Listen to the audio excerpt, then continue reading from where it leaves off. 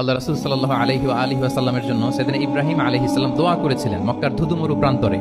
এখনকার মক্কার মতো না, তখন জনমানব শূন্য মক্কা ছিল, ধুধুমরু প্রান্ত, চারদিকে কেউ নেই। তো এরকম একটি ব্যারেন ল্যান্ডে সেদিন ইব্রাহিম আলাইহিস সালাম আল্লাহ তাআলার কাছে একটা দোয়া করেছিলেন। ওই দোয়াটাই আল্লাহ তাআলা সরাসরি কোট করেছেন সূরা বাকারায় 129 নম্বর আয়াতে।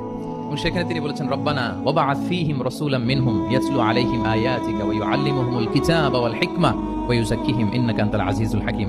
মানে হে আমাদের রব, এই ভূখণ্ডের মধ্য থেকেই এই জনপদবাসীর জন্য আপনি একজন রাসূল প্রেরণ করুন, যিনি আপনার নিদর্শন সমূহ তাদের সামনে পাঠ করে শোনাবে, যিনি আপনার কিতাব তাদেরকে শিক্ষা দিবে, তাদেরকে প্রজ্ঞা শিখাবে, পরিশুদ্ধ করবে, এবং নিশ্চয়ই আপনি পরাক্রমশালী, নিশ্চয়ই আপনি প্রজ্ঞাময়। এই দোয়াটি ছিল সাইয়েদনা ইব্রাহিম আলাইহিস সালামের। এবং রাসূল সাল্লাল্লাহু আলাইহি ওয়াসাল্লাম আগমনের প্রায় 2500 বছর আগে ইব্রাহিম আলাইহিস সালাম এই দোয়াটি করেছিলেন। 2500 বছর আগে, যখন কেউ ছিল না মক্কায়। মক্কা ওয়াজ এ টোটালি ব্যারন ল্যান্ড, কোনো গাছপালা ছিল না, কিছু ছিল না। সেই দোয়া আল্লাহ তাআলা কবুল করেছিলেন।